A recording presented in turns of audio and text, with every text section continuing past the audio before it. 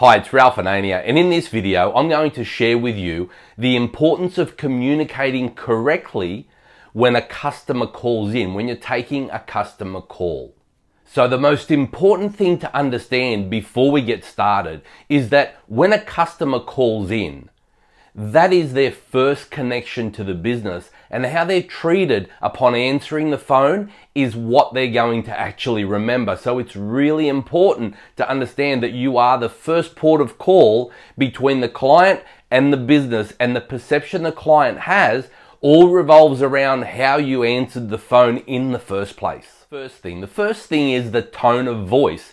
How you answer the phone will give the customer on the other side an understanding of your personality and how the phone call is going to go.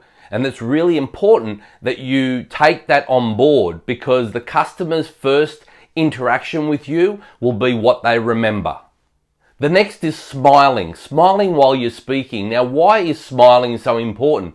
Because if you smile when you're speaking, that comes through on the other side of the phone. The customer starts to feel that you are a warm person and they're not just a number and you're there wanting to push them through and get off the phone as quick as possible. So please ensure that you smile and make sure that the customer gets that feeling from you, understands that you're communicating as if you were looking at them.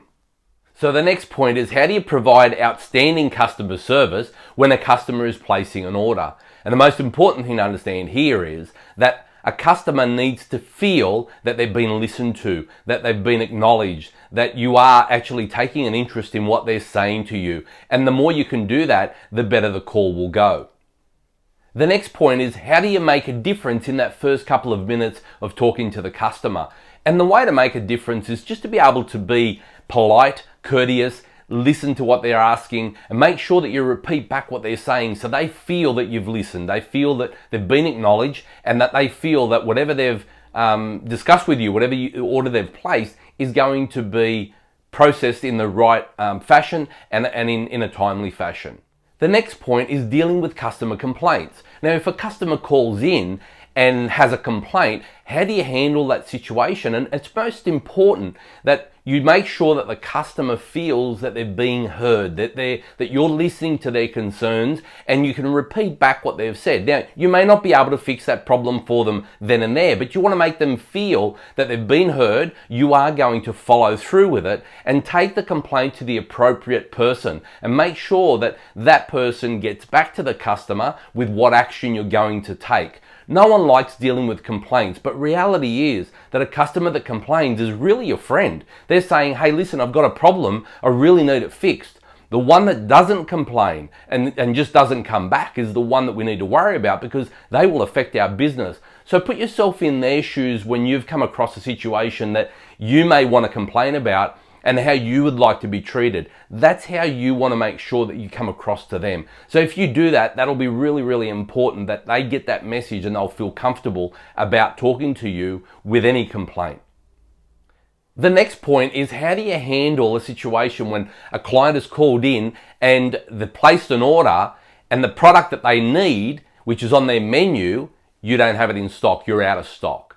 Now, the first and foremost is to be open and honest. Tell them the truth. Don't lie about anything. Make sure that they understand that there's a reason that it's out of stock, and it may be that they can have something that will replace it, or you can offer a solution of some sort. But don't lie to them, because the worst thing you can do is lie. That will only escalate the problem. Then you may want to follow it through with the appropriate salesperson or the warehouse manager and find a solution that could help them out, and always get back to them. That will give them the comfort that you care, and you will do whatever you can in your power to make sure that their issue is addressed. The next point is, what do you do when a client's delivery is running late and they've been waiting for a long time and they've called in asking for their status of their delivery or where their delivery is at? So it's really important here that if you don't know the answer, that you take a message, find out right away, and get back to them. All they're after is an answer. And if you can't give that then and there, make sure that you either put them on hold and find out for a short period, or if you need to go to the warehouse or somebody that can answer that's going to take a bit longer, Don't make them wait. Take their details and call them back. Go and find out what the problem is and call them back with the truth, exactly what's happened and how long it'll be before they get their delivery. The next point here is, how do you handle a call when it comes in that they've received their order and their order's incorrect? So again, we need to stop, take note of what they're saying, and if you can't get it fixed for them there and then, get their details and call them back. Find out what happened to their order, why it was incorrect in the first place, get it addressed and get back to them. And if it's something that they need, then as a company, we need to make sure that we take ownership that we had the issue occur on our clock, and that we can go out there and make sure that we deliver what it is that they're missing or why the order was incorrect and make it right, because it's not their fault. It may have been something that happened at our end.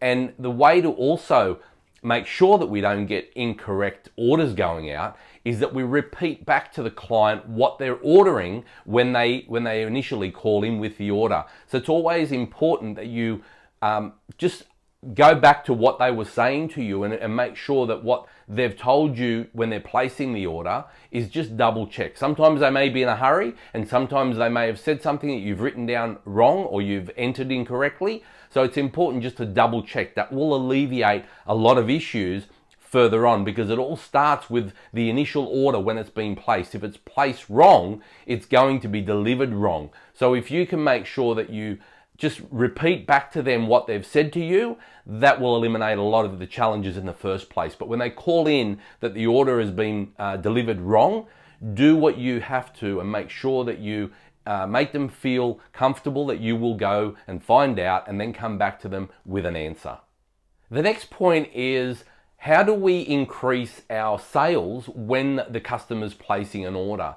And the way that we can do this is by understanding what we have and what's available and what could be in season or the pick of your products for the week, and make the customers understand that you have that available. And it's always good to upsell, and it comes by having a conversation with them, understanding what the client requires, and if you've got a product that you can upsell to them, then it's important that you offer that. That will increase sales for the business, and it will also help to expand the business, because sometimes customers don't necessarily know of all the products that you have to offer.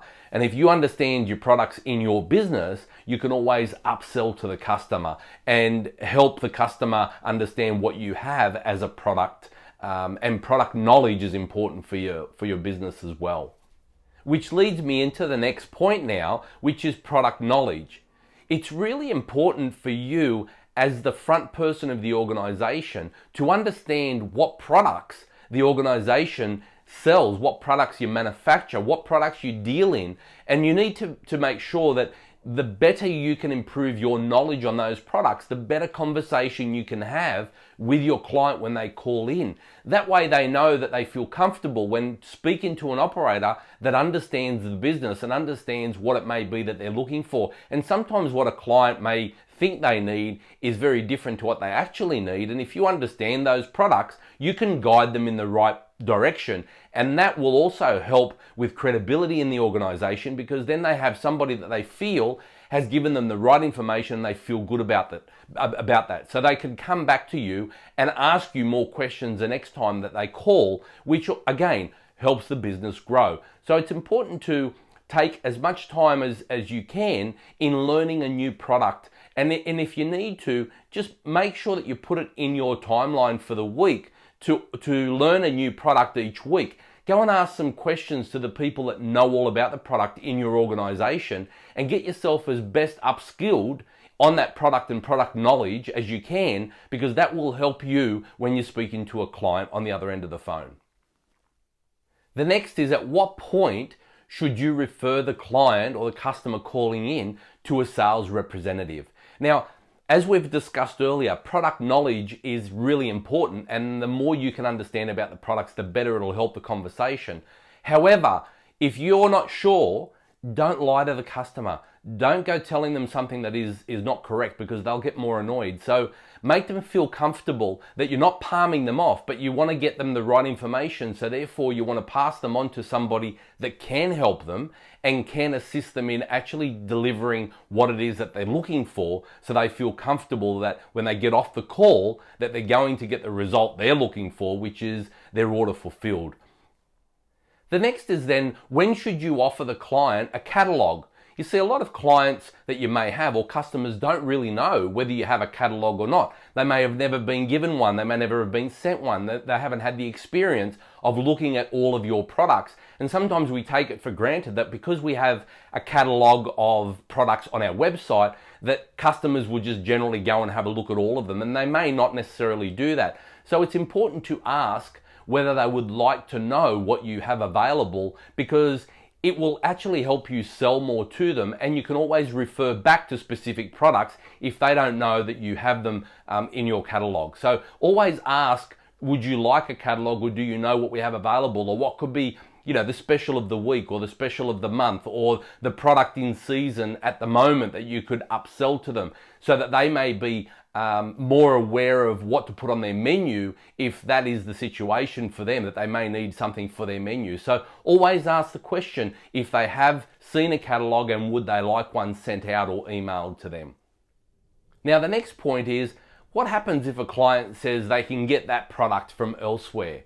And this is where product knowledge is really important, because you can highlight the benefits of the product that you're selling to them. And the more you know about it, the more comfortable they'll feel that dealing with you and dealing with your organization is the right choice. So don't make them feel uncomfortable that they may just want to go somewhere else and get whatever it is that they've asked you for. Make them feel that by dealing with you and getting the product from you, they've made the right decision. And again, it all comes back to the conversation and the way the conversation has been handled from the beginning of the call.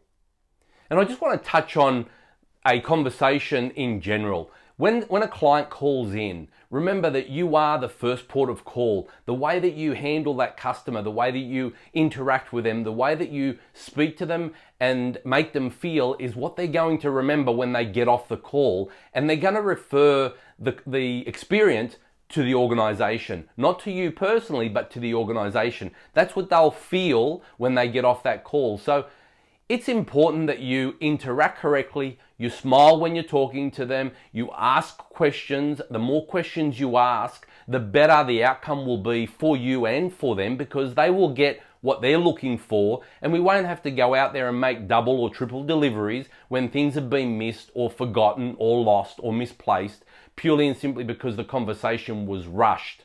And it's not about how many customers you can get through and how quick you can get through them. It's about the value of the conversation that you're having, to be able to make sure that the customer feels that they are being looked after, that they are the most important part of your business.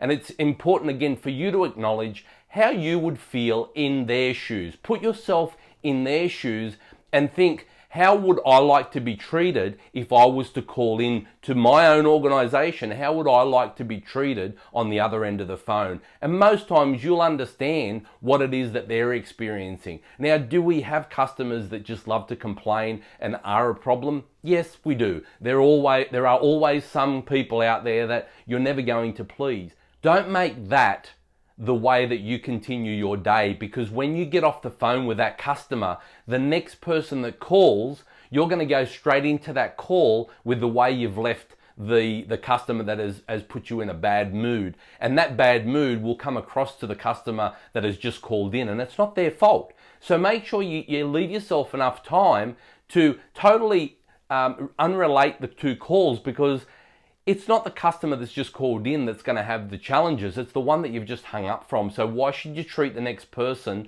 any different? So it's important to understand how you answer a call, what happens during the call, how you hang up from that call, and how to take the next call, because you can't just roll one into the other. And again, always put yourself in the client's shoes. So I hope these points have been useful to you, and they can help you tweak the way that you've been answering your calls and maybe the way that you execute on the discussions you have with your clients.